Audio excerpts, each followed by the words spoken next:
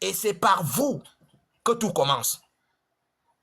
Si vous mettez l'empreinte du Christ dans la vie de vos enfants, ils ne viendront pas marmailler comme ils font dans les réseaux sociaux. Non, ils ne viendront pas. Alors, Jésus et les femmes, une révolution de dignité. Pourquoi?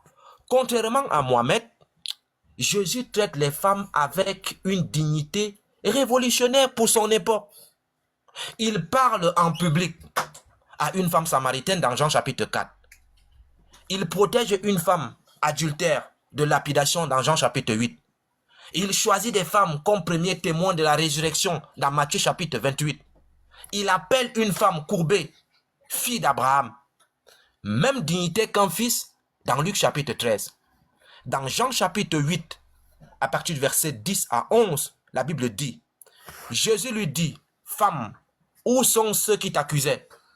Personne ne t'a condamné? Elle répondit, non Seigneur. Et Jésus lui dit, je ne te condamne pas non plus. Va et ne pêche plus. En Matthieu chapitre 28, versets 5 à 7, on dit ceci.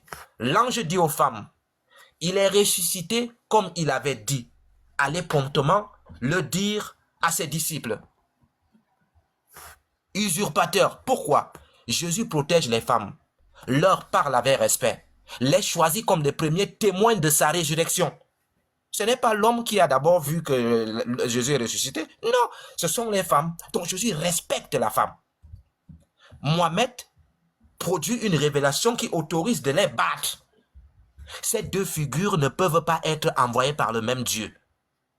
L'usurpateur a volé le nom de Yahweh pour imposer une domination masculine. Ça, c'était le premier point.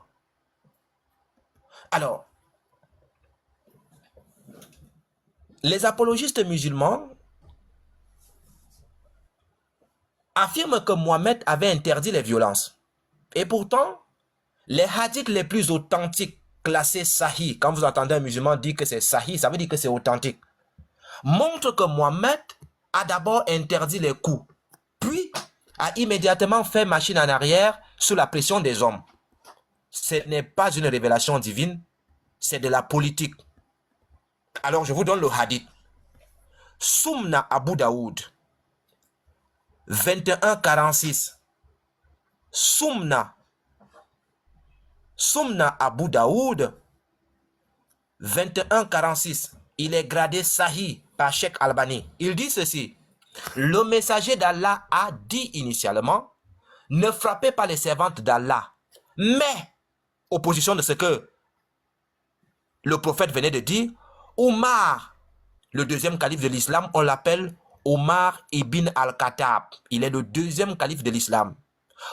Omar vint ensuite trouver le messager d'Allah. Dit, les femmes sont devenues audacieuses envers leur mari. Sur ce, le prophète autorisa les maris à les battre. Voici un prophète de Dieu qui demande qu'on chicote les femmes. Il dit, ne les chicotez pas. Il change le bouche parce que son compagnon est venu lui dire que les femmes commencent à être désobéissantes. Le prophète dit, non, chicotez-les. Il faut les chicoter. Puis, de nombreuses femmes vinrent se plaindre auprès de la famille du messager d'Allah. Alors le messager d'Allah dit, beaucoup de femmes sont venues se plaindre auprès de la famille de Mohamed. Ces hommes ne sont pas les meilleurs d'entre vous. Bien, je prends un autre hadith. C'est Soumna ibn Majah 1985. Soumna ibn Majah 1985. Il est classé Sahih. Il dit ceci. Le prophète dit, ne frappez pas les servantes d'Allah. Puis Omar vint et dit, ô messager d'Allah, les femmes sont devenues insolentes envers leur mari. Ordonne qu'on les frappe. Et elle fut frappée. Ensuite, 70 femmes se rendirent auprès de la famille de Mohamed le lendemain et dit, la nuit dernière, 70 femmes sont venues, chacune se plaignant de son mari. Vous ne trouverez pas parmi vous les meilleurs.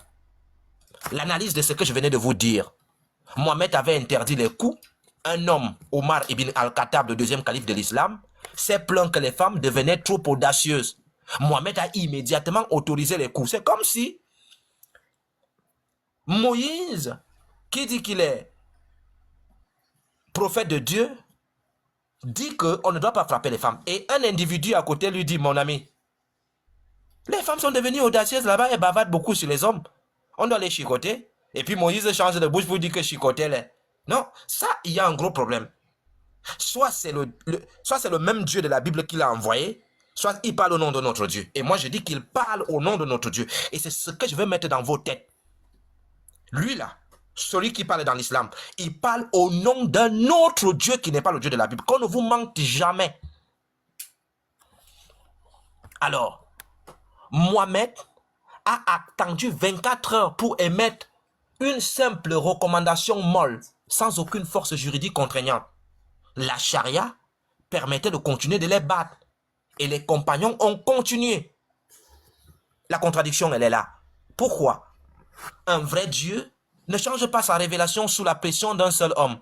La Bible dit, dans Malachie chapitre 3, verset 6, « Je suis l'Éternel, je ne change pas. Dieu n'est pas un homme pour mentir, ni un fils d'homme pour se repentir. » Nombre chapitre 23, verset 19. Mohamed changeait ses révélations selon les besoins politiques. Mais c'est un politicien, pas un prophète. Dans Malachie chapitre 3, verset 6, la Bible dit ceci. « Car moi l'Éternel, je ne change pas. C'est pourquoi vous, fils de Jacob, vous n'avez pas été consumés. » Dans Nombre 23, verset 19, la Bible dit « Dieu n'est point un homme pour mentir. » Ils prennent souvent ce verset pour dire que Jésus est un homme. Dieu dit que lui ici n'est pas un homme. C'est bien d'aller à l'école, hein. Envoyez vos enfants à l'école. On dit Dieu n'est point un homme pour mentir. Il ne se comporte pas comme un homme parce que l'homme ment, lui ne ment pas. Et il ne dit pas que je ne suis pas un homme. Il dit, c'est comme si moi je dis, je ne suis pas comme tel parce que je ne fais pas ceci. Dieu n'est point un homme pour mentir. Alors si tu dis que le verset dit que Jésus n'est pas Dieu parce que c'est un homme, le verset même dit que Jésus est Dieu dans ce verset parce que Jésus n'a jamais menti.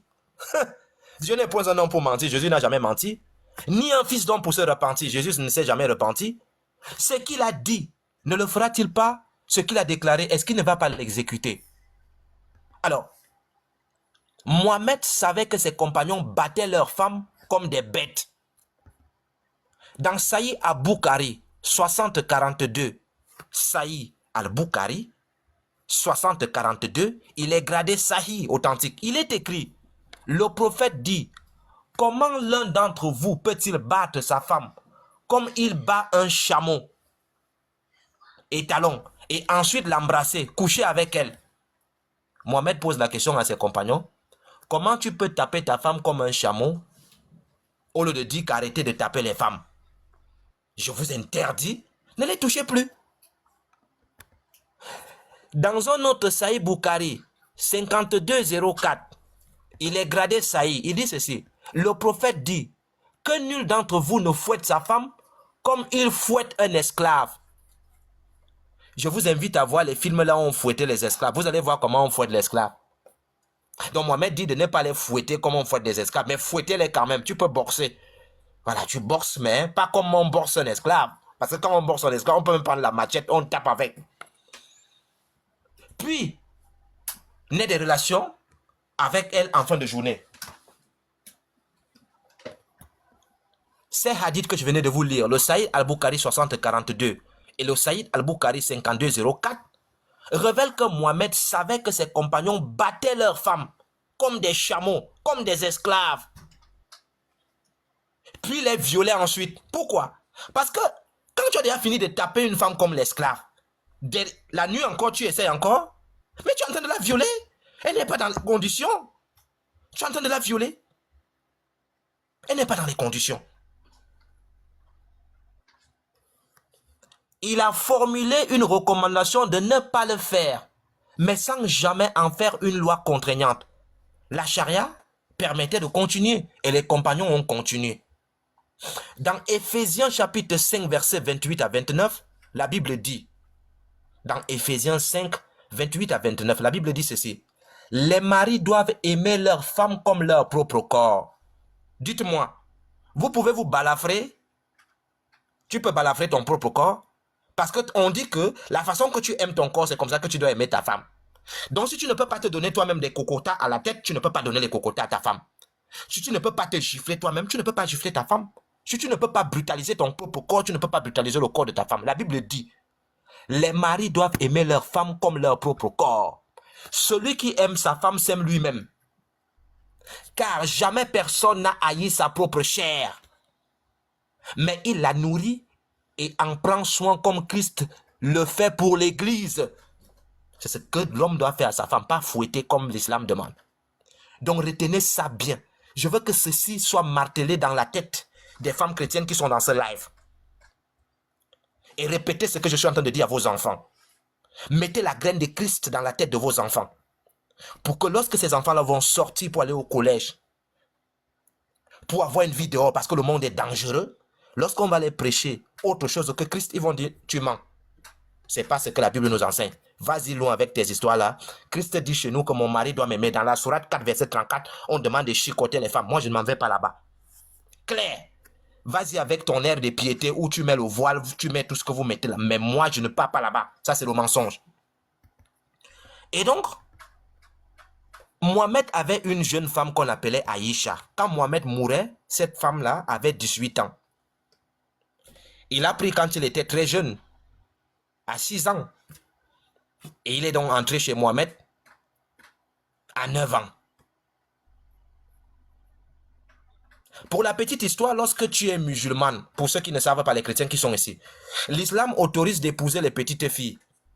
Je répète, l'islam autorise d'épouser les petites filles parce que le prophète lui-même a épousé une petite fille de 6 ans et a consommé à 9 ans. Je ne veux pas utiliser les termes qui sont compliqués. Nous tous, nous savons ici ce qui veut dire consommer un mariage. On n'a pas besoin d'aller à l'école pour comprendre la consommation d'un mariage. Il a consommé à 9 ans. Donc si vous devenez musulmane, sachez que votre enfant peut être consommé à 9 ans. Parce que l'islam autorise le mariage des petites filles. Alors, Aïcha était donc la fille d'Abou Bakar. Abou Bakar, c'est le premier calife de l'islam. C'est-à-dire quand Mohamed est mort, celui qui a remplacé Mohamed, c'était Abou Bakar. Moi, je considère toujours cet Abou Bakar comme quelqu'un de très intelligent. Parce qu'il a placé sa fille chez Mohamed, le prophète. Contrôle-moi le secteur. Dès qu'il dit là, c'est moi qui prends le pouvoir rapidement. Et c'est ce qui s'est passé. La petite était trop intelligente. On dit que Mohamed l'aimait beaucoup.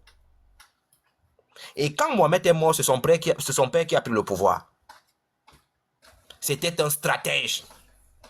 Oui, moi je dis que lui c'était un stratège. Alors, qu'est-ce que Aïcha dit? Aïcha qui était la femme du prophète Mohamed. Vous allez écouter les apologètes musulmans, ils vont vous dire non, on ne frappe pas la femme. Je dis souvent à ces derniers que, donc quand Aïcha parle, toi tu tousses aussi.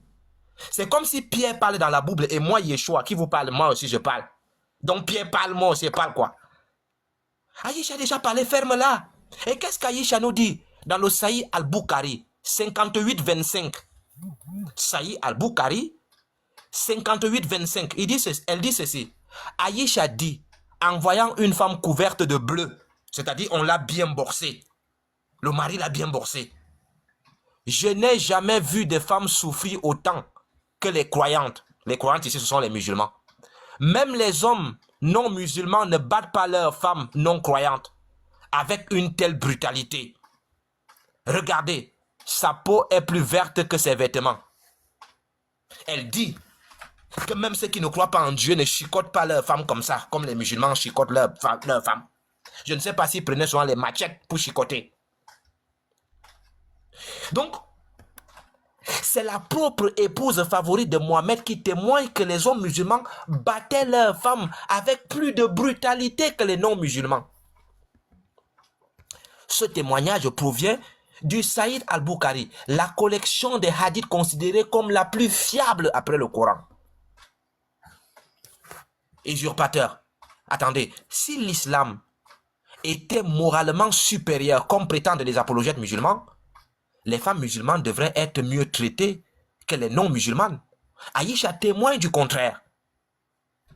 L'usurpateur a pris le nom du Dieu de la Bible pour institutionnaliser une brutalité pire que celle des sociétés qu'ils prétendent réformer. C'est-à-dire, quand tu arrives en Europe, ou bien dans d'autres pays, on ne demande pas de chicoter les femmes comme ça. Même les païens, ce qu'ils appellent les païens là, ils traitent mieux les femmes que ce que l'islam dit. Donc, la charia protège l'agresseur, pas la victime. Et vous allez comprendre quelque chose ce soir. Voici l'une des dispositions les plus choquantes de la charia islamique. Non seulement le mari a le droit de battre sa femme, mais personne ne peut l'en empêcher, ni même lui demander pourquoi il le fait. Dans Sumna ibn Majah 1986, Sumnan ibn Majah 1986, Asha ibn Qas dit: j'étais invité chez Omar une nuit. Au milieu de la nuit, il alla frapper sa femme. Omar ibn al-Khattab est le deuxième calife de l'islam. Lui chicote les femmes. Et on les appelle dans l'islam les Rashidoun, c'est-à-dire ceux que Allah a bien guidés.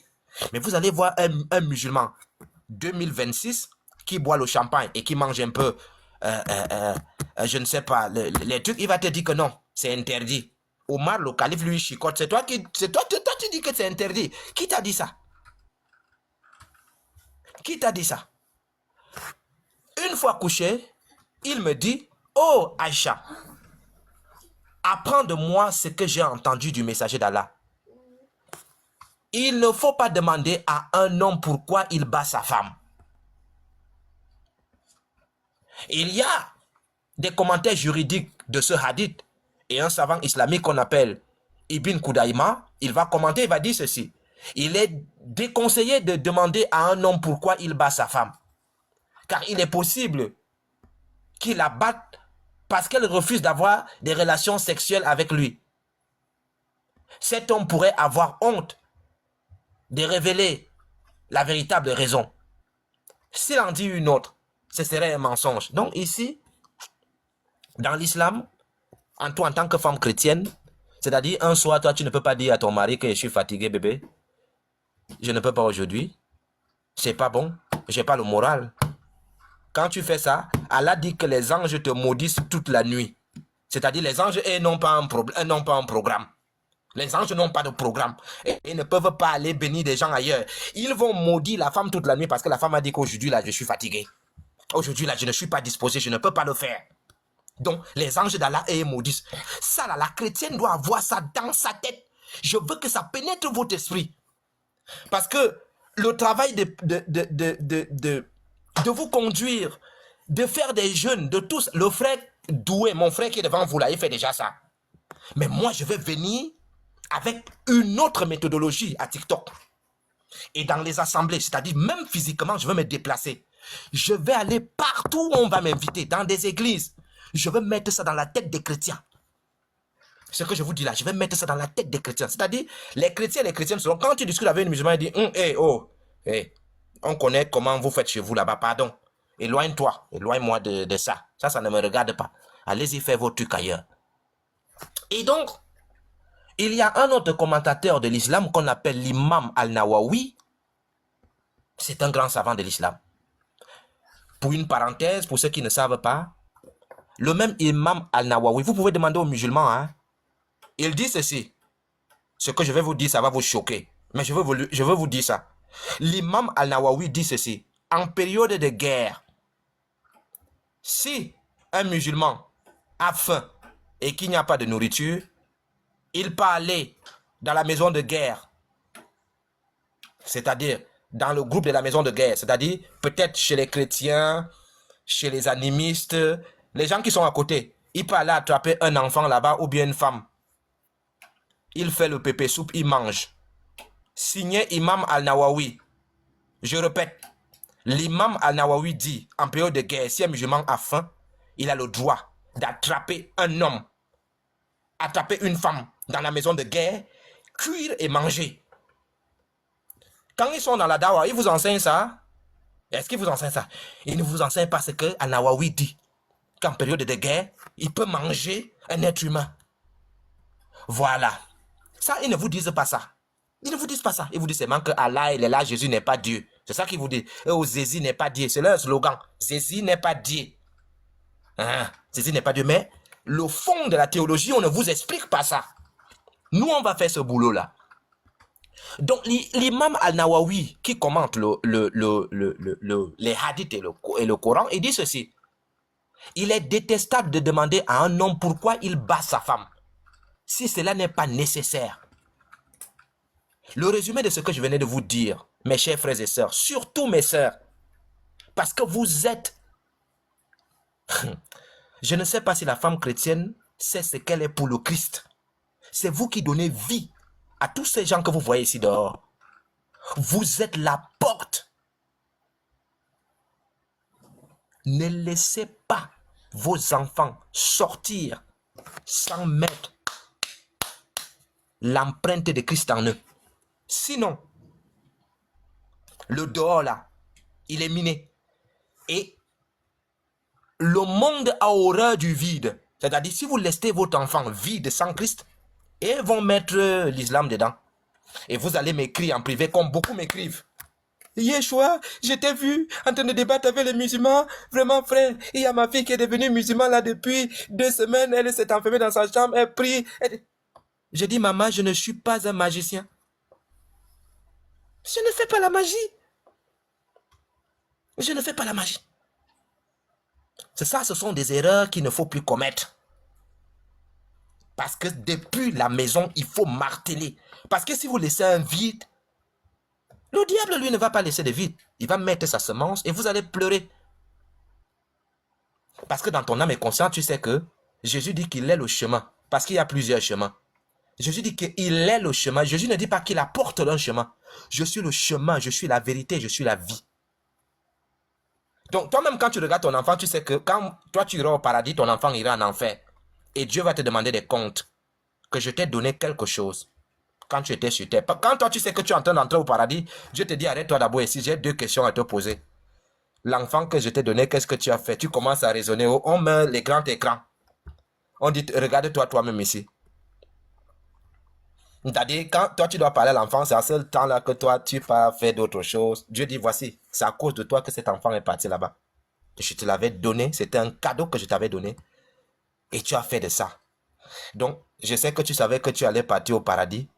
Mais ma chère, tu vas suivre ton enfant là-bas. Parce que c'est de ta faute qu'elle est là-bas. Parce que si tu faisais bien ton boulot, ça n'allait pas se passer ainsi.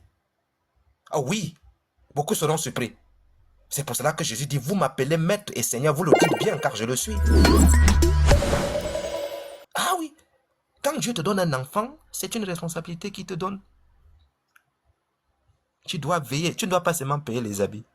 Tu dois aussi apprendre de cet enfant que Christ est là et tu dois mettre ton empreinte en elle, l'empreinte du Christ pour que, c'est-à-dire cet enfant. Je connais une sœur qui a un petit enfant, je pense que l'enfant a peut-être 2 ans, 2 ans ou 3 ans. 2 ans et demi ou bien 3 ans. Et je discutais avec la sœur, j'ai aimé, mais je n'ai pas parlé. J'ai aimé ce qu'elle a fait. C'est-à-dire un petit enfant de 2 ans, 3 ans, il allait manger, mais la sœur a d'abord prié avec le bébé. Même le bébé ne sait pas prier, mais le bébé parle quand même. Le bébé ne sait pas prier, mais le bébé sait que maman prie souvent avant qu'on ne mange. Le bébé là a peut-être 3 ans, c'est un petit. Il n'a pas encore 4 ans, tout petit. Mais le bébé fait, le bébé parle. Et ça là, c'est en lui.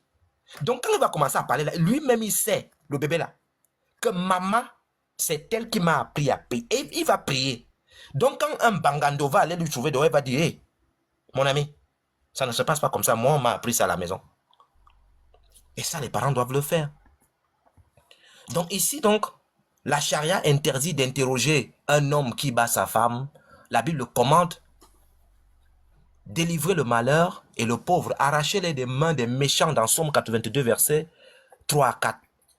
Délivrer ceux qu'on amène à la mort dans Proverbes chapitre 24, verset 11. Ces 2 commandements ne peuvent pas venir du même Dieu qui demande de chicoter là-bas.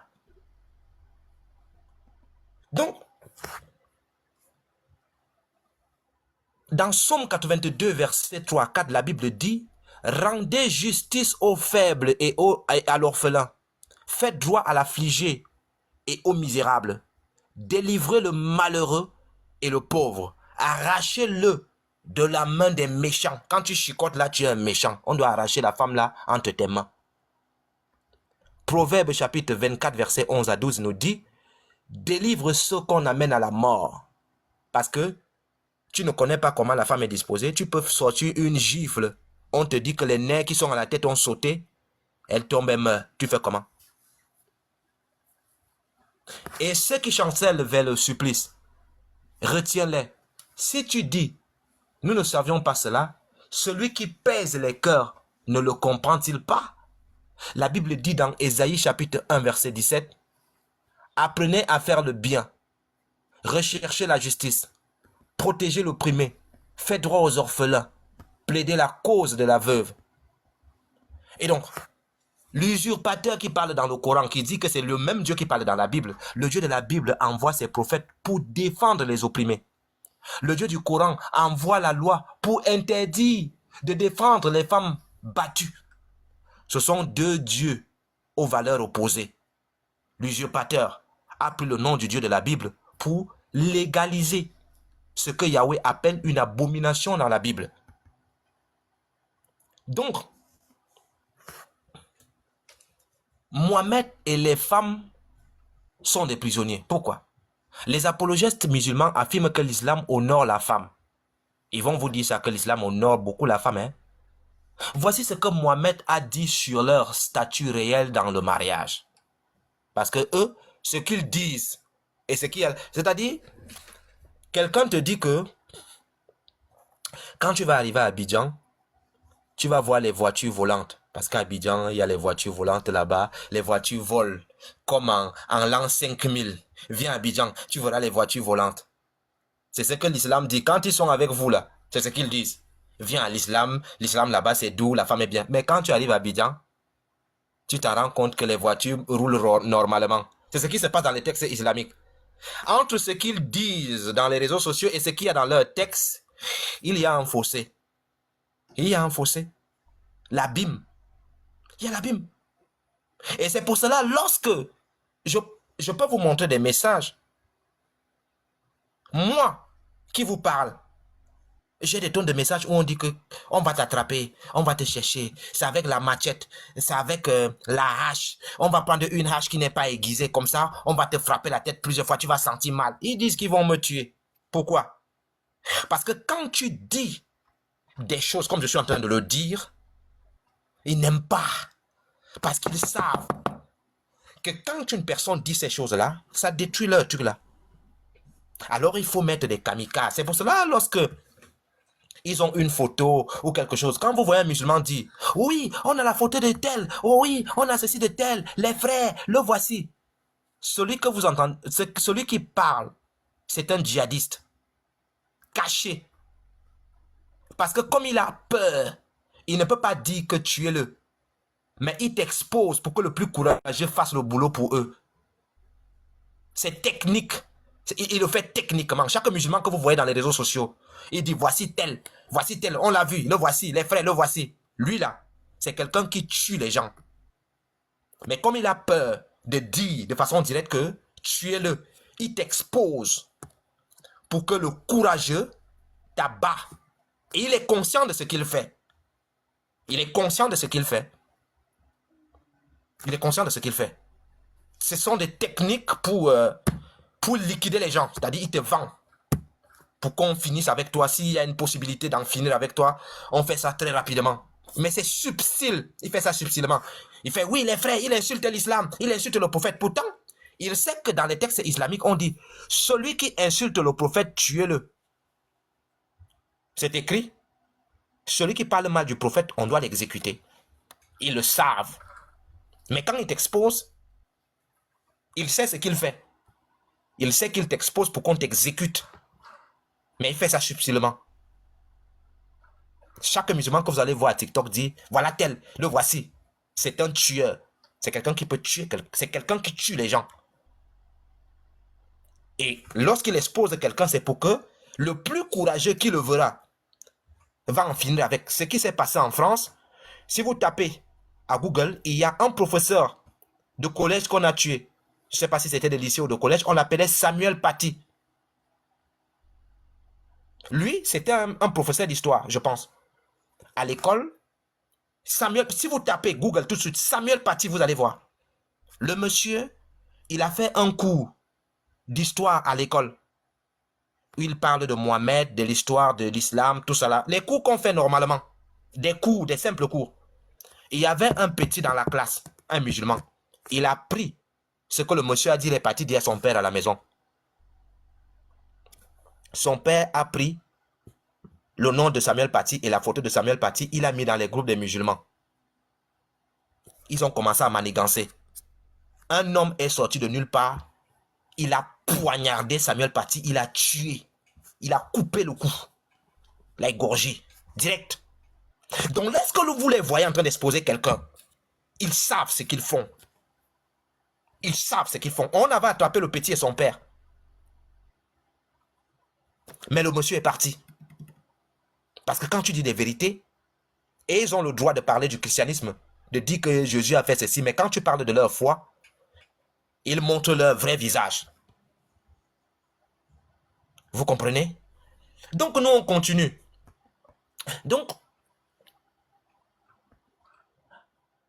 dans Sumna ibn Majah 1851, qui est classé Sahih, Mohamed dit, je vous adjoins de bien traiter les femmes, car elles sont des prisonnières avec vous, et vous n'avez pas le droit de les traiter autrement, à moins qu'elles ne commettent une indécente évidente.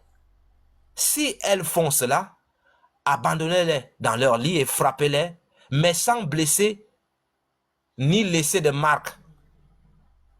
C'est amusant, non, ce que je venais de lire.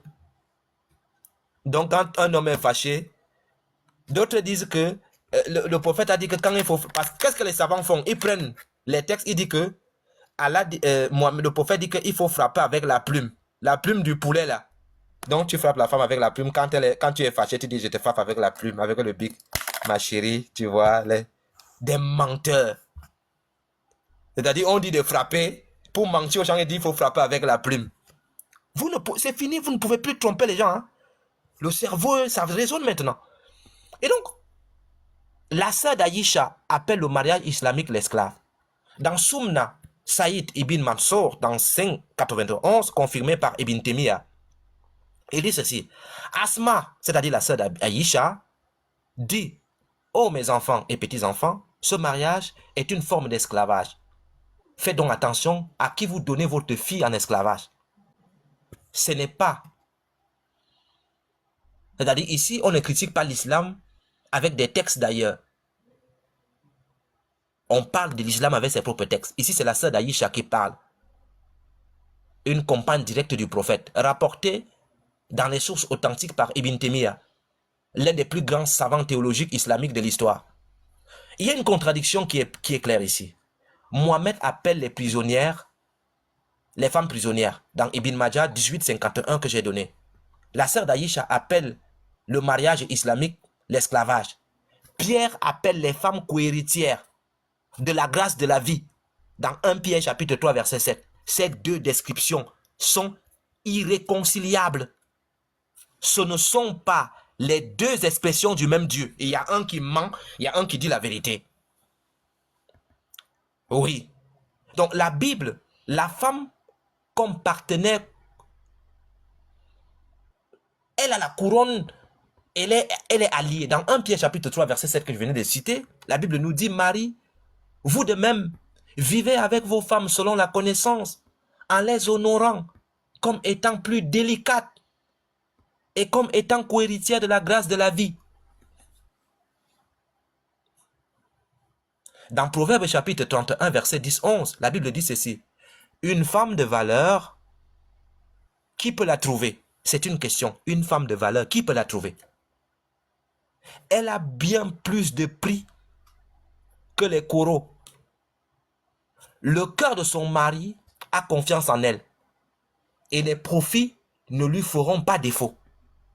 En Genèse chapitre 2 verset 18, la Bible dit, l'Éternel Dieu dit, il n'est pas bon que l'homme soit seul. je lui ferai une aide qui lui soit assortie.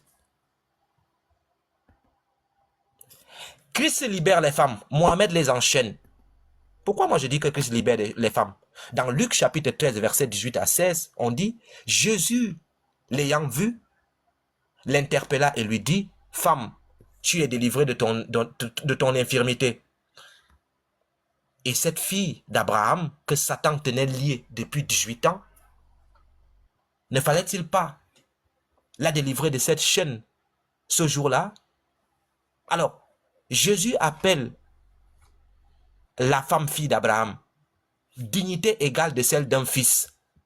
Mohamed appelle les femmes les prisonnières. Paul dit, l'islam déteste Paul comme vous n'avez pas aidé, parce que Paul a massacré l'islam.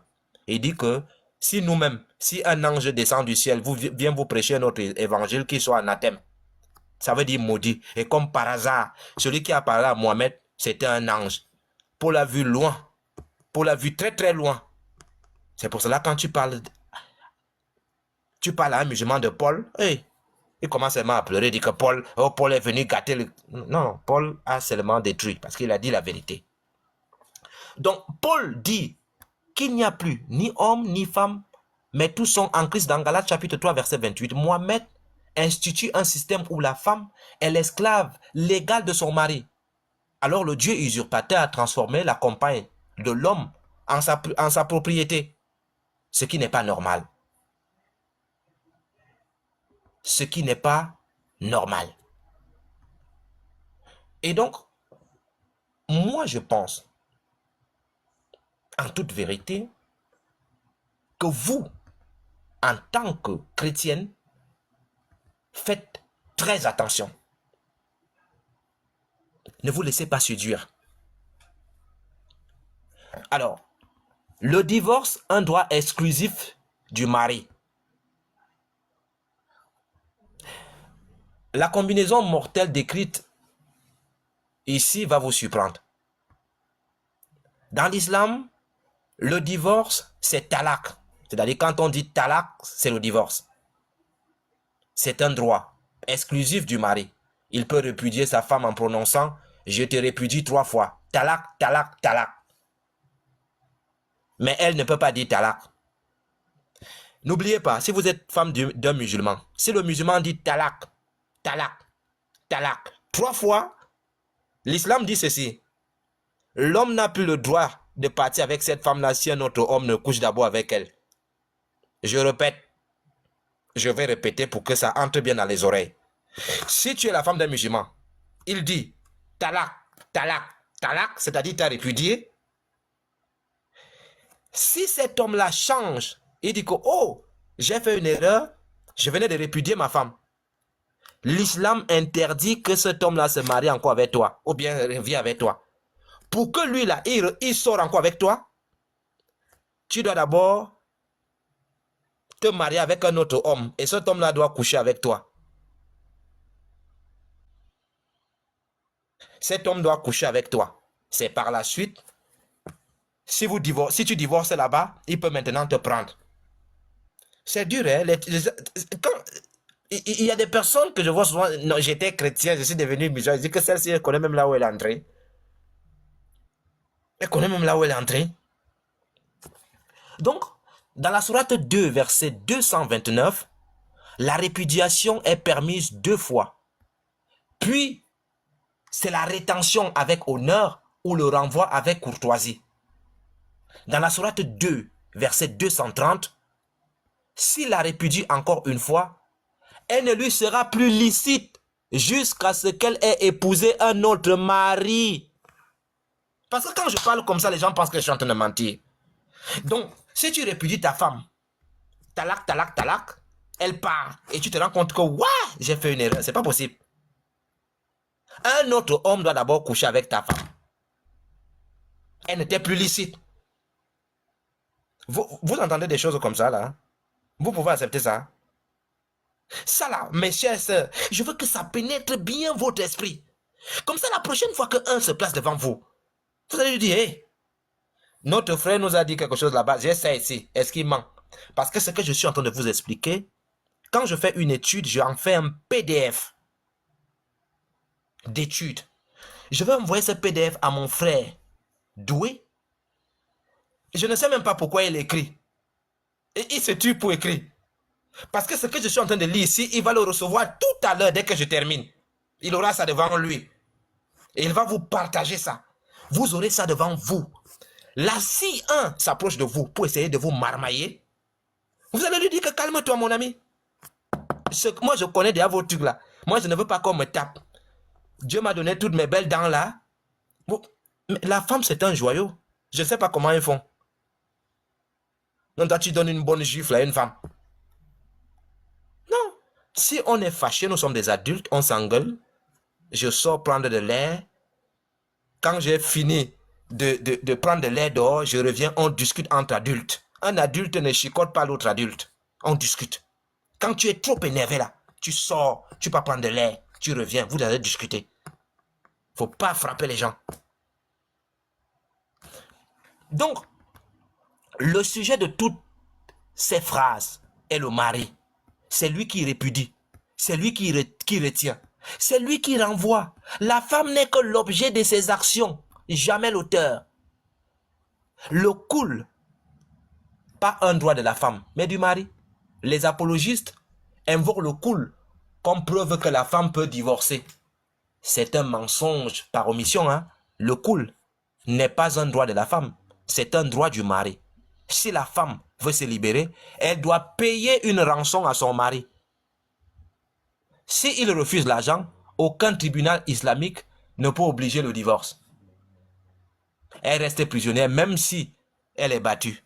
Même si on la chicote, elle reste là. C'est pour cela dans Soumna Abu Daoud, 22-28, il est gradé Sahih. On dit ceci. Habiba, fille de Sal, était l'épouse de Thabit ibn Qas.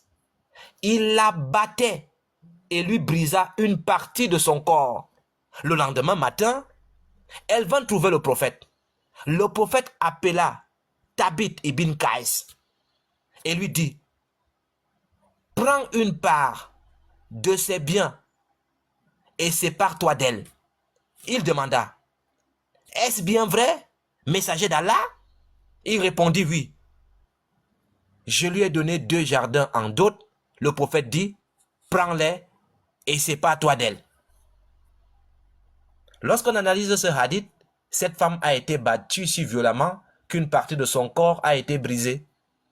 Même dans ce cas extrême, elle ne peut pas divorcer automatiquement. Elle doit rembourser sa dot, 2 jardins, pour obtenir sa liberté.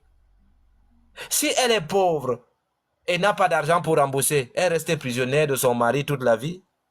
C'est ça, l'islam. Parce qu'on vous dit là, non, Mohamed est venu pour toute l'humanité. Eh, stop. Lorsque tu entres quelque part, tu dois savoir là où tu entres. Beaucoup entrent dans l'islam, doumé, je ne sais même pas ce qui part te chercher là-bas. Donc, comme c'est la mode aujourd'hui, non, je suis voilé, et voilà, quand on me regarde comme ça, je suis pur, je suis bien, c'est comme si je suis maman Marie, je vais entrer au paradis. Hey, c'est pas ça, hein? C'est le texte qui parle. Le texte. C'est pour cela que vous voyez, au Cameroun, en Côte d'Ivoire, dans les pays où ces apologètes la bavardent, c'est parce que l'islam n'a pas le pouvoir. Là où l'islam a le pouvoir, les autres religions n'existent pas. La charia domine. Comme au Nigeria, comme en Arabie Saoudite, dans les pays musulmans, les gens qui font l'apologie là, vous ne pouvez pas, ils ne peuvent pas aller vivre là-bas, ils sont en Europe, là où il y a les koufars, c'est là-bas qu'ils se cachent. Mais dans les vrais pays musulmans, ils ne partent pas là-bas. Les femmes musulmanes, quand ce n'est pas leur fête, les fêtes qui font ça là, elle a la tête vide. Quand on dit que c'est le ramadan, elle met le voile, elle danse le mapuka, elle danse le mapuka. Quand ça arrive que c'est la fête des musulmans, c'est là où elle met le voile. Elles peuvent aller faire ça en Arabie Saoudite, elles peuvent aller faire ça au Soudan, elles peuvent aller faire ça là-bas, mais on va les chicoter. C'est pour cela qu'ils fuient ces pays-là. Ils viennent se cacher dans les pays de Koufa. Quand tu les vois en Côte d'Ivoire, ils disent venez à l'islam. Allez dans les pays-là. Il faut aller dans ces pays là-bas. Ils viennent se cacher dans les pays, ils disent qu'ils font la dawa, ils disent qu'ils amènent les gens dans l'islam. Quel islam? Allez-y là, on fait bien l'islam là-bas. Vous allez voir ce qui va vous arriver là-bas. Tu voles, on te coupe la main. Donc si tu voles 2 fois, tu n'as plus les mains. Donc on ne peut pas changer quoi. Mes chers frères et sœurs, surtout mes sœurs, je vous parle à vous, parce que l'homme, d'habitude, il est un peu de gauche à droite, tout ça là. Mais vous portez des enfants, et ces enfants-là, vous devez les protéger. Donc, vous devez marteler d'abord à la maison. Il y a une contradiction ici par rapport à ce que je venais de lire, mes chers frères et sœurs. Une femme aux os brisés doit payer pour se libérer de son agresseur en islam. La Bible dit, dans Jean chapitre 8, verset 36, si le Fils vous a affranchi, vous serez réellement libre. Dans Somme 146, verset 7, l'Éternel libère les prisonniers. Le Dieu du Coran fait payer les victimes pour leur liberté. Ce n'est pas le Dieu qui libère, c'est un usurpateur. Jean 8, verset 36, si le Fils vous a affranchi, vous serez réellement libre. Somme 146, verset 7, l'Éternel fait justice aux opprimés, l'Éternel donne du pain aux affamés, l'Éternel délie les opprimés. La halakha, l'humiliation institutionnalisée. Si un mari prononce le triple talaq et veut ensuite reprendre sa femme, le Coran exige qu'elle se remarie avec un autre homme. Cet homme-là doit consommer le mariage. C'est-à-dire, tu t'es libéré de ta femme, tu ne peux plus la prendre. Il faut donc que ma femme couche avec un autre homme, se marie avec un autre homme, pour que je reprenne la même femme. Et puis divorce à nouveau avant de pouvoir retourner chez son premier mari. Cette pratique, on l'appelle la halala. C'est pour cela dans les pays islamiques, ils ne vous disent pas ça. Hein? Ils ont créé des petits, on appelle ça des coins où lorsque la femme a fait ça, c'est-à-dire l'homme a répudié sa femme et il veut reprendre sa femme, il amène sa femme dans ces coins-là. Et dans ces coins-là, elle fait le mariage, il paye l'argent, on lui demande une somme, elle fait le mariage, il paye l'argent, l'homme divorce et puis il reprend sa femme. Donc, il manque Allah, il pense qu'ils sont en train de se mentir, mais il manque Allah. C'est-à-dire, Allah lui dit son truc, il contourne la loi. Et on les pourchasse déjà pour les attraper. Et pourtant, on dit dans l'islam que celui qui fait ça, c'est très grave. Donc vous voyez ici qu'ils contournent Allah, ils ne savent pas qu'Allah les voit. Donc, dans la sourate 2, verset 230, on dit, s'il la répudie une troisième fois, sourate 2, verset 230, ouvrez vos ordinateurs, il faut lire. Sourate 2, verset 230, s'il la répudie une troisième fois, elle ne lui sera plus licite. Ça veut dire qu'il ne peut plus poser les mains sur cette femme jusqu'à ce qu'elle ait épousé un autre mari. Si celui-ci la répudie à son tour, alors il n'y a plus de mal à ce qu'ils reprennent leur vie commune. Tu dois retourner. Qui va accepter ça? C'est qui va accepter ça? Si moi-même j'accepte ça, même ma maman va dire, mon fils, je crois que ce n'est pas moi, c'est pas moi qui ai été mis au monde, hein, parce que moi je n'ai jamais mis ce genre de fils au monde. Donc moi là, c'est ce que je suis venu faire sur terre. Donc mes descendants là, c'est comme ça, c'est ça là. Je n'accepte pas ça. Va faire ça loin de moi. C'est pas possible. Qui va accepter ça? Elle peut même venir là-bas étant enceinte. Donc toi tu crois que c'est ton enfant et pourtant c'est l'enfant de là où elle sort là-bas. Qu'est-ce qui se passe? La Bible dit dans Malachie chapitre 2 verset 16, car je hais la répudiation, dit l'Éternel, le Dieu d'Israël, et celui qui couvre de violence son vêtement, dit l'Éternel des armées. Prenez donc garde à votre esprit. Ne soyez pas perfide. Il y a une contradiction ici, il y a une tension. Le Dieu de la Bible hait la répudiation. Malachie chapitre 2 verset 16. Vous pouvez lire, hein? Le Dieu du Coran, non seulement il la légalise, mais crée un système humiliant où la femme répudiée doit aller coucher avec un autre homme avant de revenir à son mari. C'est l'enfant de qui va accepter ça? Donc moi j'ai mon fils. Il peut m'amener ça. Mais si c'est toi que j'ai nommé héritier, c'est fini pour toi. Je vais donner à ton petit frère ou bien à une autre personne. Parce que toi, je ne peux pas accepter ça. Toi, tu es ce qu'on appelle un cheval non partant chez moi. Vas-y avec ta femme là. Donc elle était ailleurs, elle revient chez nous. Elle reste là-bas. C'est là-bas qu'elle reste. Moi, je n'accepte pas ça. L'usurpateur a remplacé la fidélité conjugale par un mécanisme d'humiliation systématique. C'est-à-dire c'est la femme qui doit être humiliée comme ça. Qui va accepter ça?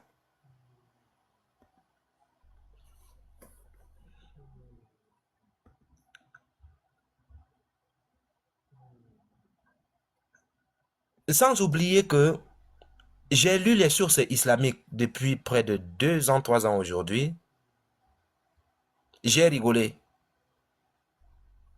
C'est l'argument que moi j'utilise souvent pour des personnes que je discute.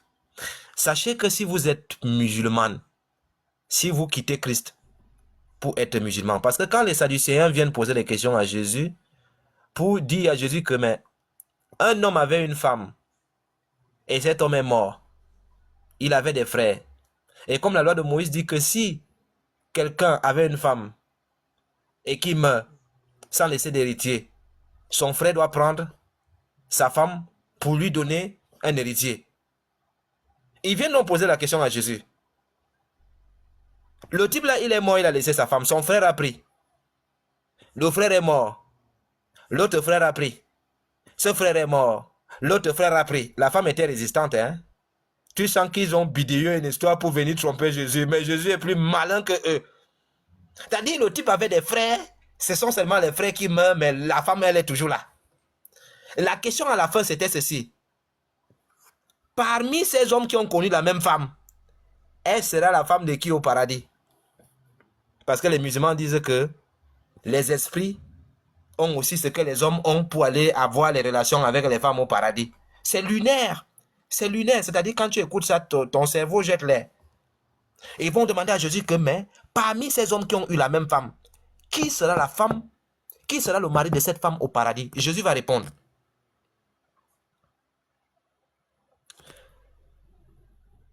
À la résurrection, il n'y aura, les femmes ne prendront point de mari, ni les maris ne prendront des femmes, des maris. Ils seront tous comme les anges de Dieu dans le ciel. Les anges sont asexués.